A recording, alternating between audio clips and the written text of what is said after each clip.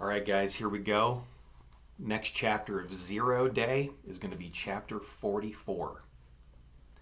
Addie and Liz sat beneath a big blue umbrella on the patio of the Café du Parc.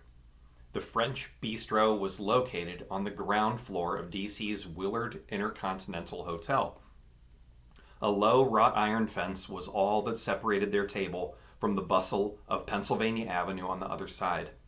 But for a brief moment, as Addie took in the aged facade of the Treasury building across the street, she almost could imagine she was back in Paris. A waiter approached, said bonjour, and placed a basket of warm baguette on the table. Some fresh bread, he said. Thank you, Liz inhaled deeply. It smells wonderful. Just out of the oven, the waiter said. Do you require more time with your menu? Yes, please, Liz answered. We haven't even looked yet. Very well. The waiter bowed his head. I'll check back on you. Addie tore off a piece of bread, thinking suddenly of the quaint little cafe on the Avenue des Champs-Élysées. It made Addie's heart ache a little bit, especially after this afternoon, which Addie had spent at the FBI answering follow-up questions about the Browns. But she couldn't really tell them anything. Not any more than she already had. Up until a few days ago, she hadn't even known they were real. Liz placed her hand on Addie's. I know this has been a rough day, she said, but I'm proud of you. Thanks, Mom, Addie said. And I have a surprise for you, her mother continued. After we eat, I'm taking you to Janie's studio. We're going to find you something spectacular for prom on Saturday. Addie smiled, but she knew it looked forced. Great, she said and glanced away. A family was coming up the sidewalk pushing twin babies in a double stroller.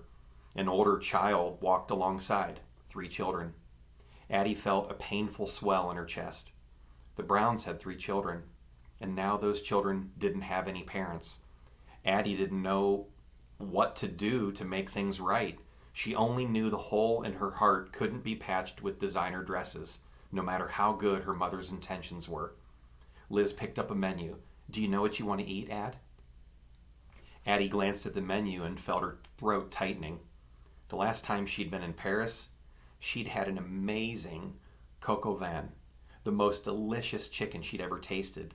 I'm not sure. I don't really know what any of this is. Her mother was silent for a moment. When Addie glanced up at her, there were tears sparkling in Liz's dark eyes.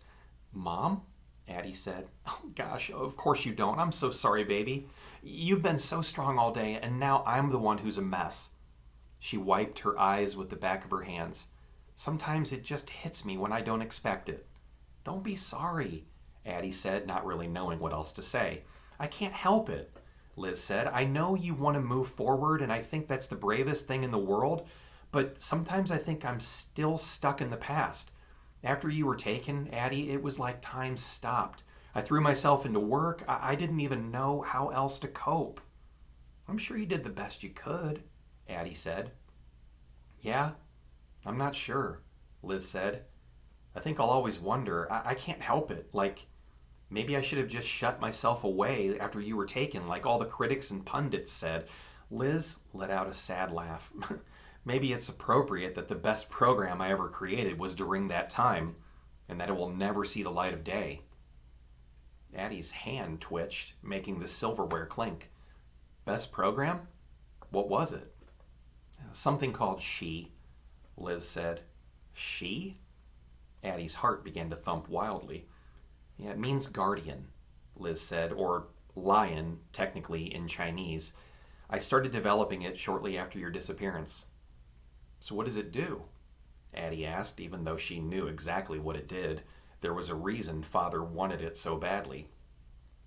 Their conversation was interrupted by the waiter's return. Addie listened impatiently as her mother ordered for both of them. When he finally left, Liz raised an eyebrow. Where was I? She said. Well, you were telling me something about a program you created, Addie said. What it did, I think.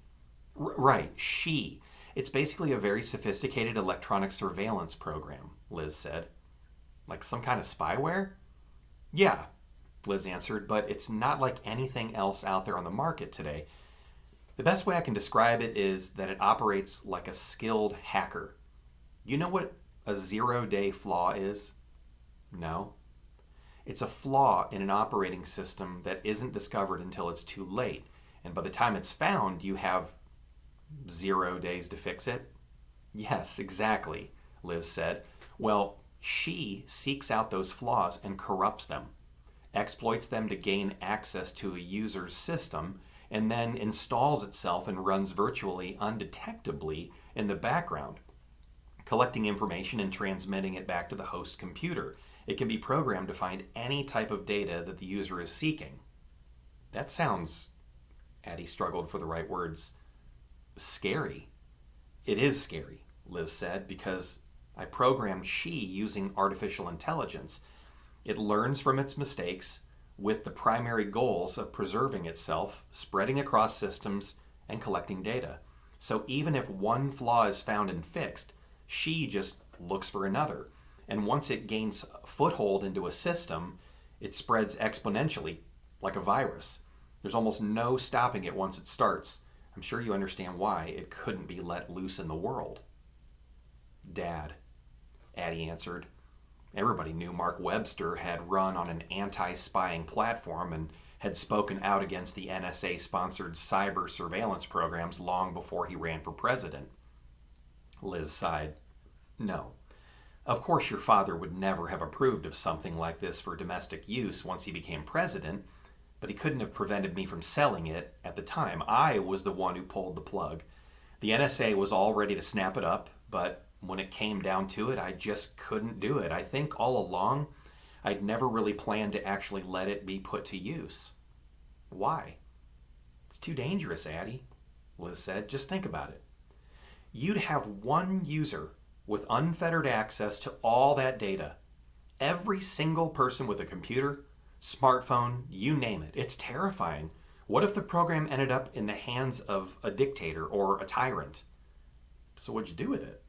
Addie said, voice shaking. Destroy it? No, Liz said. The only copy is on my developmental computer in my home office. It's not networked, so no one can access it. But I couldn't get rid of it. Partly out of pride, I guess, but also because it's only a matter of time before someone else begins to develop the same kind of software, and I have to be ready if Nova is going to stay competitive. Addie's ears began to ring. So that's why she couldn't find She on any of her mother's directories. It was on a standalone. The waiter came and placed 2 steaming bowls of soup in front of Addie and her mother. The pungent smell of fish made her queasy. I'm sorry, Ad, Liz said. Am I boring you with all this talk? Sometimes I can get off on a tangent and forget that everybody isn't as interested in programming as me. No, Addie said. I feel like I'm learning a lot. She tried a small sip of soup. It tasted better than it smelled. I'm curious about something, though, she said. If you never really planned on letting She see the light of day, why spend all those years creating it in the first place? Like I said, Liz sighed. It was how I coped. A part of me believed that I could just make the world more secure.